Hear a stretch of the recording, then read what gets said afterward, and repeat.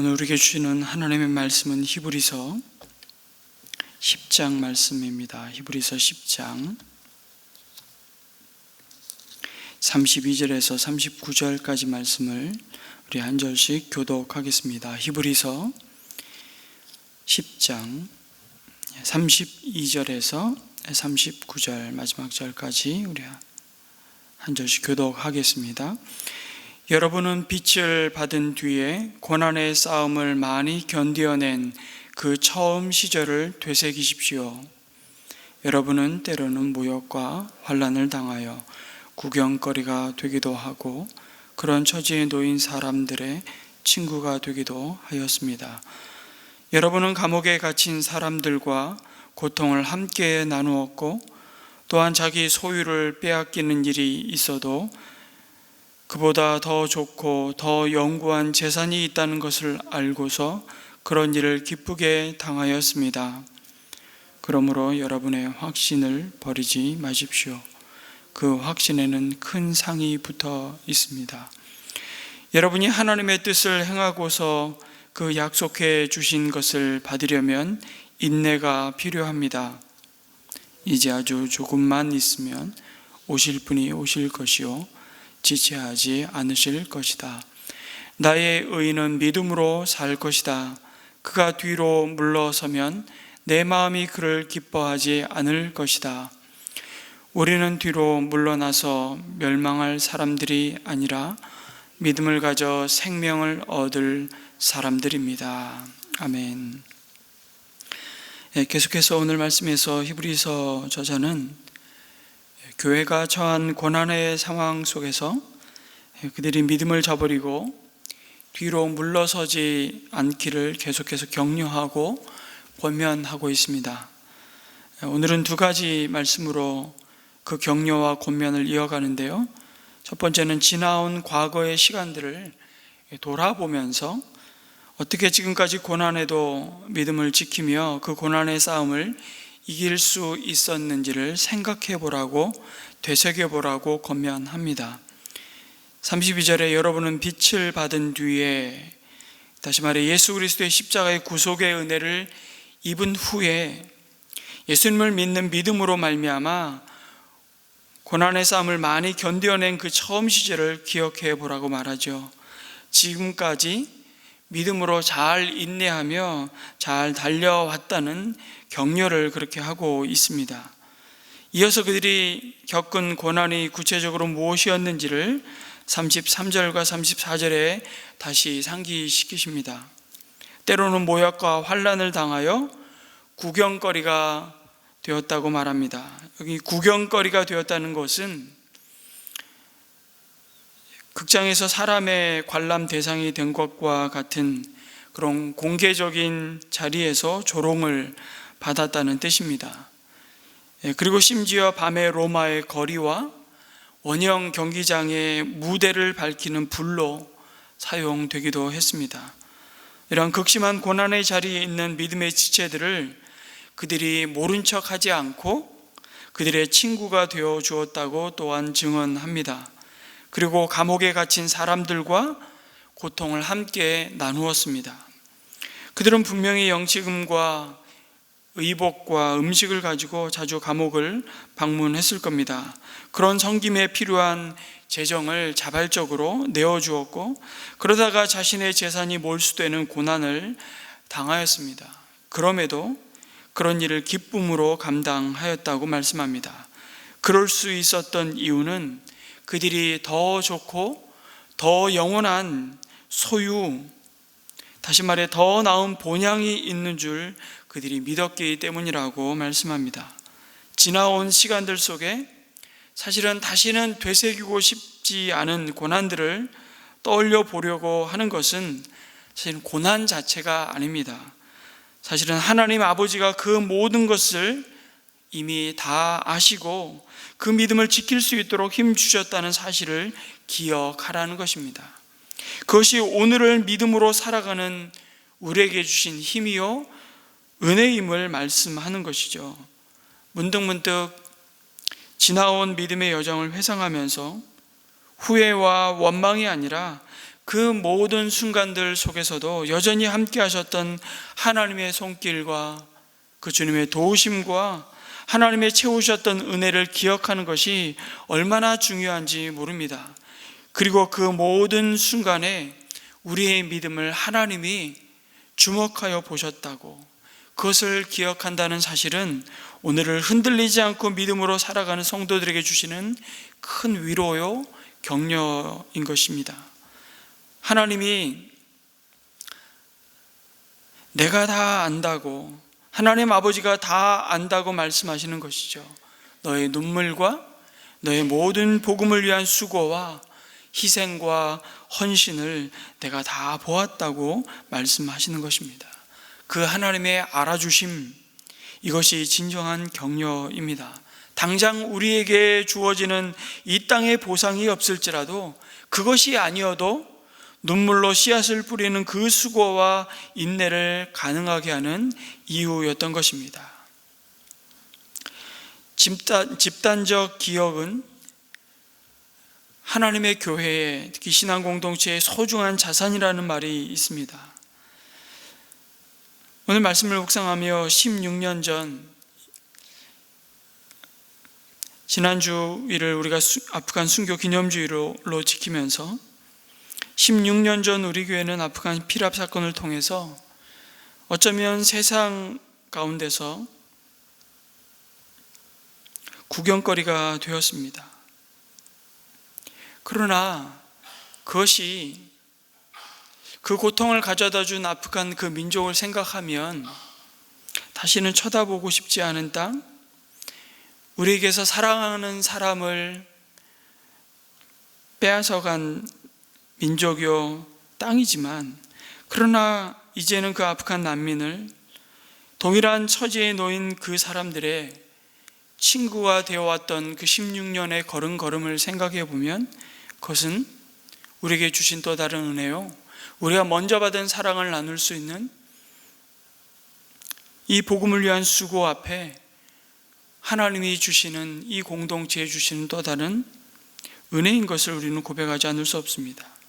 지금도 아프간 탈레반의 정권하에 여전히 신음하고 그 믿음을 지키기 위해 감옥에 갇힌 사람들과 고통을 함께 나누었던 그 경험들, 지금도 그 고통을 함께 나누면서 여러분의 가진 것을 함께 나누는, 어떻게 보면 자기 소유를 빼앗기는 일은 없을지라도 우리에게 주신 것을 나눔으로 그 고난 속에 있는 형제들을 돌아보게 하시고 섬길 수 있는, 그것은 우리에게 주신 또 다른 특권이 아닌가 싶은 생각이 듭니다.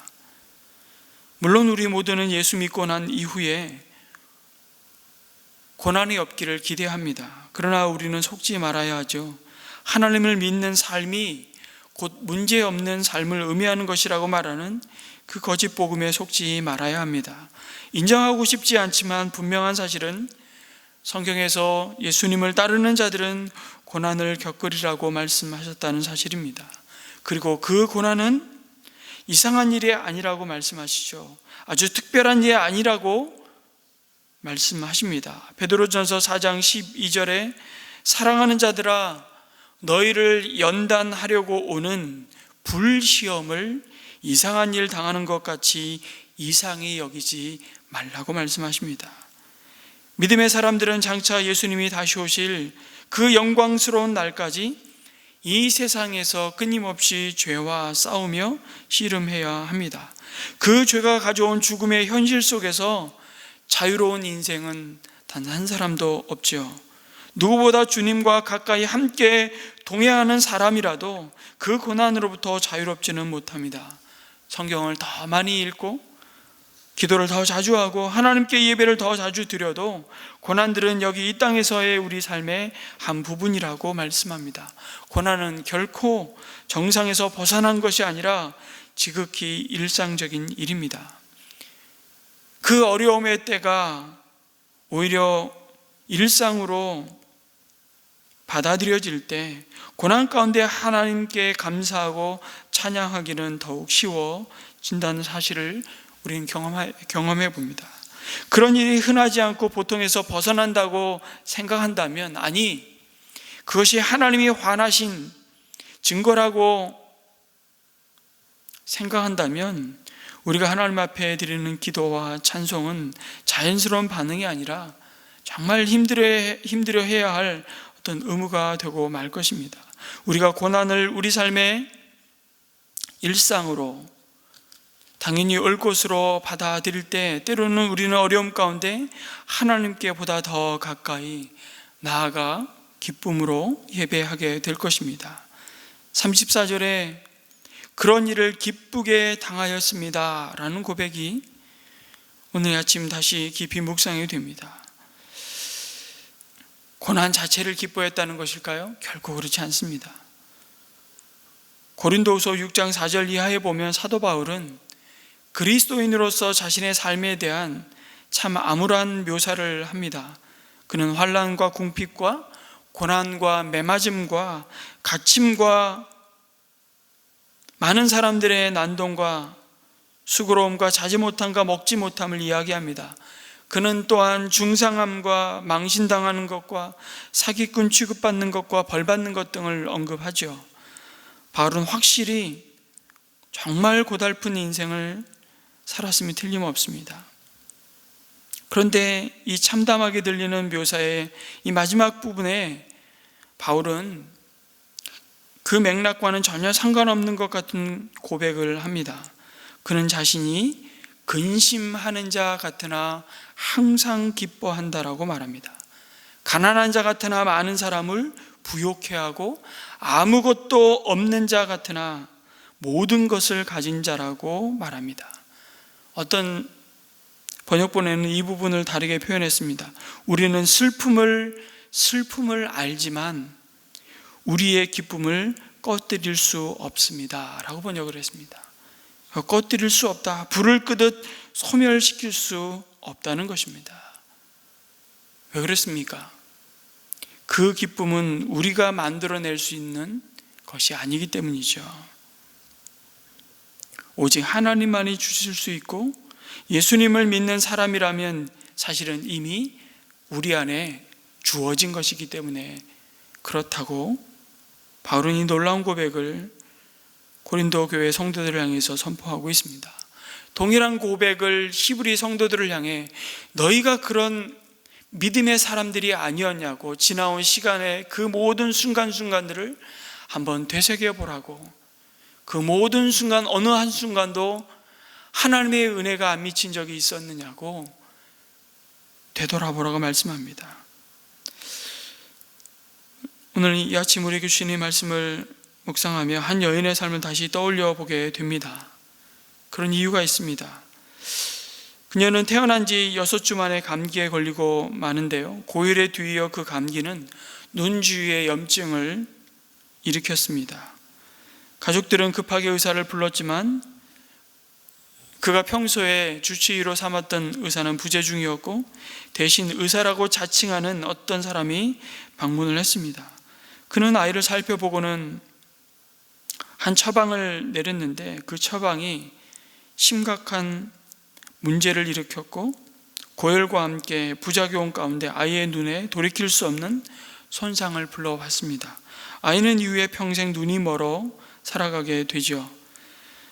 그런 사건은 인생에 한 번 일어나면 족한 비극일 것입니다. 그런데 그녀의 인생에 그 비극은 끝이 아니었습니다. 그녀가 단 1살 때 아버지가 돌아가셨습니다. 훨씬 나중에 그녀와 결혼한 뒤에는 하나뿐인 아이가 아주 어릴 때 하나님의 부르심을 또한 받습니다.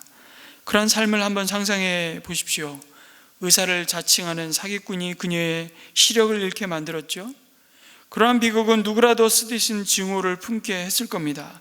아버지는 제대로 알기도 전에 그녀의 삶에서 떠나갔습니다. 그리고 상상할 수 없을 만큼 큰 비극, 그녀의 아이가 태어난 지 얼마 안 되어서 또한 세상을 그녀 곁을 떠나갔습니다. 전혀 기쁨도 위로도 되지 않은 채, 그리고는 그녀는 미국 역사상 가장 비극적인 시기라고 불리우는 남북전쟁 시대를 거쳐야만 했습니다. 그녀는 단지 그 시대를 살았던 것이 아니라 시각장애인으로서 그 전쟁의 시기를 지나야 했지요. 눈이 보이지 않기 때문에 맞닥뜨렸던 다른 사람들은 결코 몰랐을 공포가 그녀의 인생을 평생 휘감았을 것입니다. 그런 사람이 쉽게 억울한 마음을 품는 것이 매우 있을 법한 당연한 이야기 아니겠습니까? 그런데 사실 그녀가 하나님으로부터 등을 돌리고 모든 희망을 버리는 것이 정상이었음에도 불구하고 삶이 그녀를 속였다고 쉽게 느낄 수 있다고 말하는 것이 당연한 말이었음에도 불구하고 그녀는 결코 억울해하며 냉소적인 사람으로 그 인생이 무너지지 않았습니다.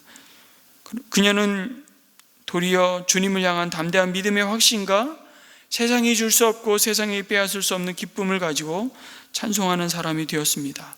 오늘 우리가 함께 불렀던 주의 음성을 내가 들으니 사랑한다 말일세, 믿는 마음으로 주님께 가오니 나를 영접하소서, 주의 보좌로 나아갈 때 어찌하니 기쁠까, 주의 얼굴을 항상 배우니 더욱 친근합니다. 우리 구주의 넓은 사랑을 측량할 자 없으며 주가 주시는 참된 기쁨도 헤아릴 수 없도다. 내가 매일 십자가 앞에 더 가까이 가오니 구세주의 흘린 보배 피로써 나를 정케 하소서. 이 찬송뿐만 아니라 이루 헤아릴 수 없는 찬송에 우리가 적어도 부르고 있는 600곡이 넘는 찬송가 중에 어쩌면 600보다 더 많은 찬송시를 썼던 파니 크로스비입니다.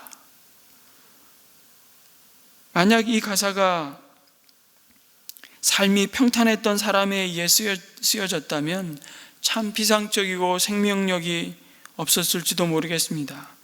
그러나 그녀는 또 다른 찬송가 가사에서 이렇게 고백합니다. 나의 영원하신 기업 생명보다 귀하다.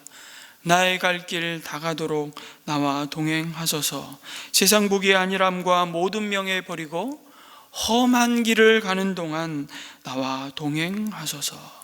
주께로 가까이 주께로 가오니 험한 길을 가는 동안 나와 동행하소서. 험한 길을 가는 동안, 그 고백을 하면서 험한 길의 진정한 의미를 모른다면 참 그 고백은 공허하게 울렸을 것입니다. 크로스비는 친구들에게 종종 이렇게 고백했습니다. 자신의 시력이 일생 동안 멀쩡했더라면 주변의 아름다운 것들에 너무 쉽게 홀려서 자신의 마음을 다 빼앗기고 소진해 버렸을 것이라고 고백했습니다. 히브리 성도들, 너희들이 바로 그 놀라운 기쁨의 고백을 드리고 있는 자들 아니냐고, 고난 가운데서도 그렇게 믿음의 길을 걸어왔던 그 경주를 여기서 멈추지 말고 이제 고지가 얼마 남지 않았으니 끝까지 잘 달려가라고 위로하고 격려하고 있습니다. 그러나 동시에 앞으로 다가올 미래를 바라보면서 하나님의 약속을 붙드는 인내가 필요하다고 말씀하시죠. 여기 인내라는 이 고난 속에 있는 성도들을 향한 이 권면의 말씀을 히브리서가 자주자주 언급하고 있습니다. 이 인내라는 단어는 여러 번 말씀드렸지만 휘포모네라는 헬라어의 번역입니다. 휘포는 뭐뭐 아래라는 뜻이고요, 모네는 남아있다, 머물러 있다라는 뜻입니다. 그러니까 아래 머물러 버티고 있는 것입니다. 아주 견고하게 닻을 내리고 예수 그리스도 안에 머물러 있는 것이죠. 믿음을 지키기 위한 방법으로 히브리서자는 고난 속에 있는 성도들을 향해 인내를 이야기합니다. 36절에 보면 그 인내를 통해 하나님의 뜻을 이루게 되고 하나님의 약속을 받게 될 것이라고 말씀합니다. 37절과 38절은 그 인내를 격려하기 위해 구약의 두 구절을 인용합니다. 37절에 아주 조금만 있으면, 잠깐 후면 오실 이가 오신다는 표현을 쓰고 있죠. 이사야 26장 20절을 인용한 말씀인데요, 여기 아주 조금만 있으면, 이 잠깐이라는 표현은 시간적인 길이를 말하는 것이 아니라 예수님이 오시는 것이 그만큼 확실하다는 표현입니다. 예수님이 오시는 것이 확실하기에 그 확신을 가지고 조금만 더 인내하라는 것입니다. 또 하나 인용한 것이 38절인데요. 하박국 2장의 의인은 믿음으로 말미암아 살리라는 구절입니다. 히브리서의 이 말씀을 받았던 성도들이 유대인들이었기에 이들은 하박국 선지자의 이 말이 의미하는 바를 너무 정확히 잘 알고 있었습니다. 악이 판을 치는 세상에서 하나님은 왜 잠잠하신지, 도대체 하나님은 계신 것이 맞는지, 이런 의문이 하박국이 품은 의문이었죠. 이 질문에 하나님은 의인은 하나님이 살아 계신다는 믿음으로 살아야 한다고 대답을 하고 있는 것입니다. 상황이 이해되지 않는다고 믿음을 잃지 말고 하박국 선지자의 때처럼 믿음으로 인내한다면 반드시 상을 받게 될 것이라고 약속하십니다. 39절은 히브리서 독자들을 그렇게 격려하고 위로하는 말로 결국 마침내 마치죠. 39절 말씀을 다시 한번 읽을까요? 우리는 뒤로 물러나서 멸망할 사람들이 아니라 믿음을 가져 생명을 얻을 사람들입니다. 포기하지 말고 믿음으로 인내하자는 것입니다. 그래서 이어지는 11장은 믿음의 위인들을 소개하기 시작합니다. 그들처럼 인내하며 믿음을 지킬 것을 권면하는 것이죠. 오늘 히브리서 저자가 인내를 격려하기 위해 제시한 이 오로지 구약의 말씀 두 구절이었는데, 이 말은 인내는 결국 하나님의 말씀이 있을 때 우리는 인내할 수 있다는 사실입니다. 우리 삶에서도 마찬가지입니다. 여러 가지 고난들이 고난에 고난을 이어서 우리의 믿음을 흔들 때 인내하기란 결코 쉽지 않습니다. 그럴 때 나의 삶을 뚫고 들어오는 하나님의 말씀이 주어지면 우리는 인내하게 됩니다. 그 말씀을 붙잡으면 기다릴 수 있고, 그 말씀 때문에 힘을 얻고, 그 말씀으로 인해 소망을 갖게 되는 것이죠. 왜요? 그 말씀이 능력이기 때문입니다. 우리가 말씀 묵상을 더 깊이 해야 하고 꾸준히 공동체 성경 읽기를 통해 말씀을 읽어야 할 이유가 바로 여기에 있는 것입니다. 말씀이 우리 안에 살아 역사하시도록 말씀을 더 깊이 더 가까이 묵상하는 오늘 이 아침 또 하루가 되었으면 좋겠습니다. 그래서 그 말씀으로 인해 인내를 온전히 이루므로 하나님이 약속하신 복을 다 받아 누리는 우리 모두가 되시기를 주님의 이름으로 축복합니다. 우리 이 말씀을 붙들고 함께 기도했으면 좋겠습니다. 고난 속에 있으나 그 고난을 통해서 오히려 하나님께서 우리에게 주셨던 그 하나님의 손길과 그 은혜 주심을 다시 한번 기억하며 다시 한번 고난 속에서도 우리가 언젠가 다시 오실 그 주님을 소망 가운데 바라보며 인내함으로 이 믿음의 경주를 흔들리지 않고 뒤로 물러나지 않고 뒤돌아서지 않고 오늘도 또 한 걸음 한 걸음 주님과 기쁘게 동행할 수 있는 은혜를 일용할 은혜를 베풀어 주십시오. 그 문제를 하나님 앞에, 그러나 우리가 하나님 앞에 또 올려드렸으면 좋겠습니다. 그 문제 가운데서도 모든 상황을 통제하고 계심을 우리가 바라보며 하나님께서 언제나 그 문제 가운데서도 놀랍게 일하고 계시는 그 하나님을 주목하여 바라볼 수 있게 해달라고, 말씀을 붙들고 약속의 말씀을 붙들고 끝까지 이 믿음의 경주를 완주하는 믿음을 더하여 주십시오. 함께 기도했으면 좋겠고요. 특별히 고난 가운데 있는 성도들을 위해 오늘 이 아침은 중복이 되었으면 좋겠습니다. 특별히 환우들을 위해서 여러분 기도했으면 좋겠고요. 구체적인 기도 좀 한 가지를 드린다면, 우리 박순호 목사님이 어제 퇴원을 하기로 하셨다가 퇴원을 못했습니다. 다시 출혈이 시작이 되었는데요, 출혈이 속히 멈출 수 있도록 위해서 기도해 주시고, 조심스럽습니다만 예후가 좋지 않습니다.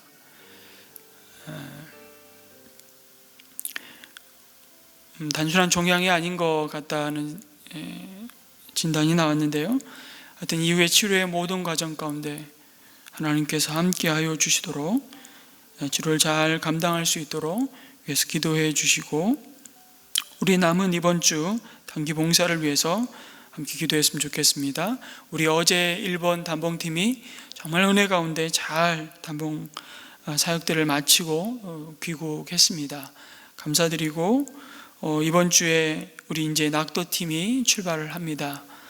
우리 화도와 연홍도 두 팀과 또 그 다음 주에는 예산 팀이 출발을 하게 됩니다. 오고 가는 모든 여정 가운데 하나님, 우리가 먼저 받은 그리스도의 사랑을 나눌 때 그런데 놀라운 하나님의 나라가 의와 평강과 희락 가운데 임하는 영광을 보게 하여 주시옵소서.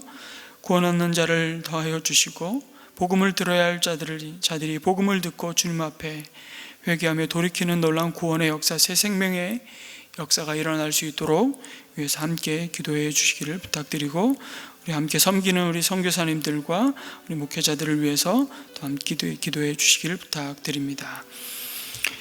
그리고 개인의 기도를 이어가고 함께 하나님 앞에 나아가겠습니다. 기도합니다.